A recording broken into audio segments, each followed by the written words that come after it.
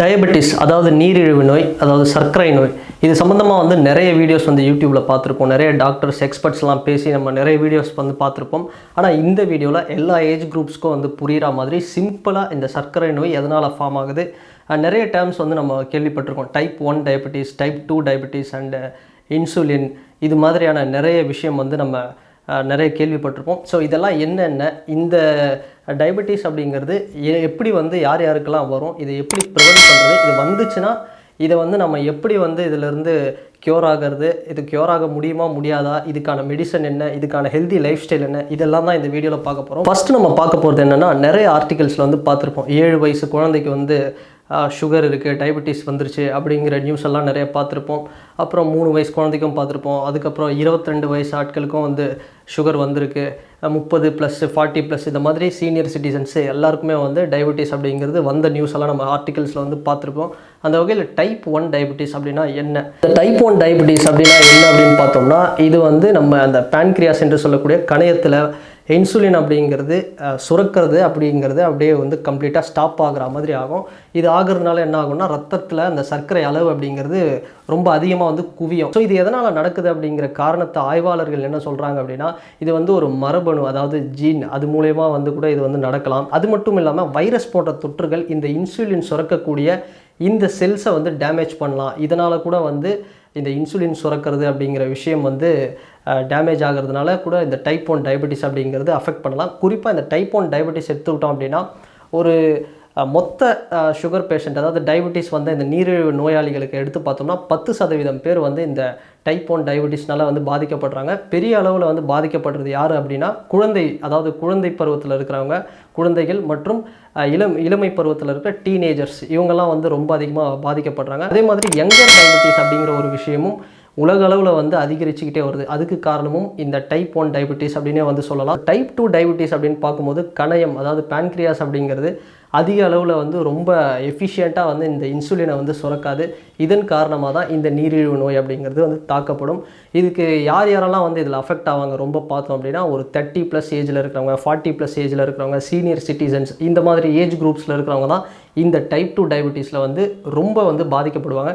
Type 1க்கும் type 2க்கும் என்ன ஒரு difference அப்படின்னு பார்த்தோம் அப்படின்னா, டைப் 1 எப்படி வந்து வரும்னே சொல்ல முடியாது, ப்ரிவென்ட் பண்ணுறது அப்படின்றது ரொம்ப கஷ்டம். ஆனால் டைப் 2 அப்படிங்கிற அது வந்து நம்ம ஓரளவுக்கு ப்ரிவென்ட் பண்ணி ஒரு கண்ட்ரோல் வந்து நம்ம கொண்டு வரலாம். நம்மளோட ஹெல்த்தியான லைஃப் ஸ்டைல்லையும் ஃபுட்டு, எக்ஸசைஸ், இது மூலயமா வந்து ஓரளவுக்கு வந்து கண்ட்ரோல் பண்ணி வைக்கலாம். ஸோ அந்த வகையில் மொத்தமாக நம்ம வந்து இந்த டயபெட்டிஸால் பாதிக்கப்பட்ட மொத்த அளவு எடுத்து பார்த்தோம் அப்படின்னா, உலக சுகாதார மையம், அதாவது WHO, அவங்களோட ரிப்போர்ட் படி பார்த்தோம்னா, கடந்த 40 வருஷத்துக்கு முன்னாடி 1980 ஒரு சர்வே எடுக்கும்போது உலகளவில் பார்த்தோம் அப்படின்னா 10 கோடி பேர் தான் இந்த டயபெட்டிஸால் வந்து பாதிக்கப்பட்டிருந்தாங்க. ஆனால் இன்றைக்கி 2014 WHO தந்த அந்த சர்வே பார்த்தோம் அப்படின்னா கிட்டத்தட்ட 40 கோடி பேர் வந்து இதில் பாதிக்கப்பட்டிருக்காங்க. இதுக்கப்புறம் 2050 வந்து எவ்வளோ பேர் பாதிக்கப்படுவாங்கன்னு பார்த்தா கிட்டத்தட்ட ஒரு 50 கோடி பேர்கிட்ட வந்து பாதிக்கப்படுவாங்க அப்படிங்கிற ஒரு லிஸ்ட்டும் வந்து ஒரு அதிர்ச்சிகரமான தகவலை வந்து WHO சார்பாக வந்து தெரிவிக்கிறாங்க. ஸோ இந்த டயபெட்டிஸ் வந்துருச்சு அப்படின்னா இதை வந்து எப்படி கண்ட்ரோல் பண்ணலாம், இல்லை இது வராமல் பார்த்துக்கிற அளவுக்கு எப்படி வந்து தடுக்கலாம் அப்படிங்கிறதுக்கு ஒரு ஹெல்த்தியான லைஃப் ஸ்டைலை ஃபாலோ பண்ணாலே போதும் அப்படின்னு சொல்கிறாங்க.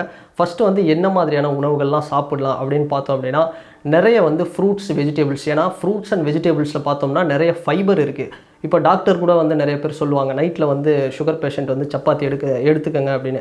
கோதுமை எடுத்துக்கிறதுக்கான காரணம் என்னென்னா, அதில் வந்து ஹை ஃபைபர் கண்டென்ட், இது ஒரு காரணத்தினால தான் வந்து எல்லாருமே நிறைய பேர் சுகர் பேஷண்ட்ஸ் வந்து சப்பாத்தி எடுக்கிறாங்க.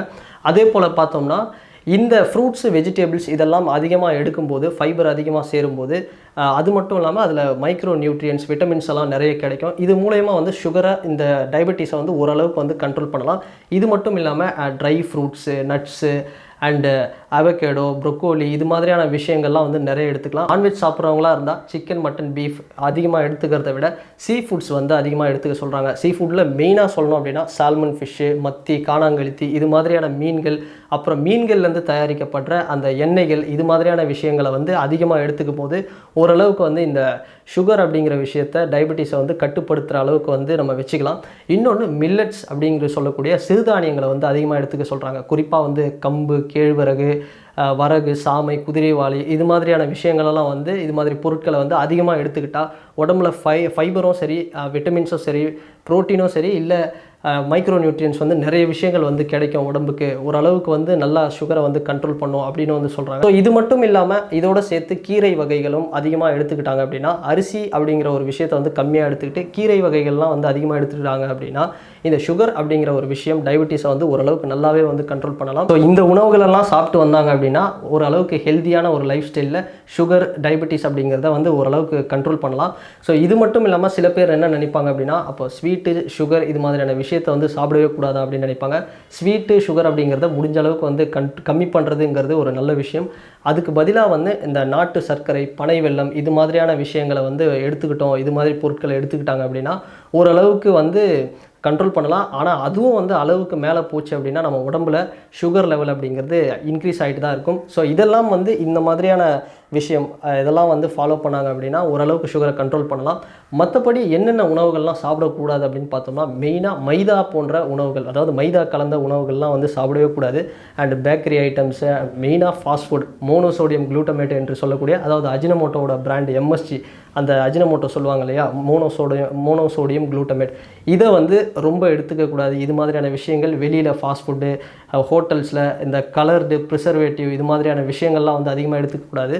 கூல்ட்ரிங்க்ஸு, ரொம்ப நாளாக வந்து பதப்படுத்தப்பட்ட உணவுகள் இதெல்லாம் வந்து அதிகமாக எடுத்துக்கிட்டாங்கன்னா உடம்புல வந்து ரொம்ப அதிகமாக வந்து சுகர் வந்து லெவல் ஏறும். அதே மாதிரி எண்ணெயில் வறுத்தது, பொரிச்சது இது மாதிரியான ஐட்டம்ஸ் எல்லாம் அதிகமாக எடுத்துக்கிட்டால் கூட உடம்புல அந்த சர்க்கரை அளவு அப்படிங்கிறது ரொம்ப அதிகமாகும். இது மாதிரியான உணவுகள்லாம் சாப்பிட்டா வந்து சுகர் லெவல் அப்படிங்கிறது ரொம்ப அதிகமாகும். இது வந்து ஃப்யூச்சரில் ஒரு பெரிய ரிஸ்க்கை கொண்டு வருமா. அதாவது நான் முன்னாடி சொன்னேன் பார்த்தீங்களா, இந்த மாதிரியான உணவுகள்லாம் சாப்பிட்டோம் அப்படின்னா ஓரளவுக்கு வந்து இந்த சுகரை கண்ட்ரோல் பண்ணலாம். இதுக்கப்புறம் நான் சொன்னேன் பார்த்தீங்களா, இந்த மைதா சார்ந்த இந்த ஃபாஸ்ட் ஃபுட் ஐட்டம்ஸ் இது சாப்பிட்டோம் அப்படின்னா ரொம்ப பெரிய அளவில் வந்து பாதிப்பை ஏற்படுத்தும்.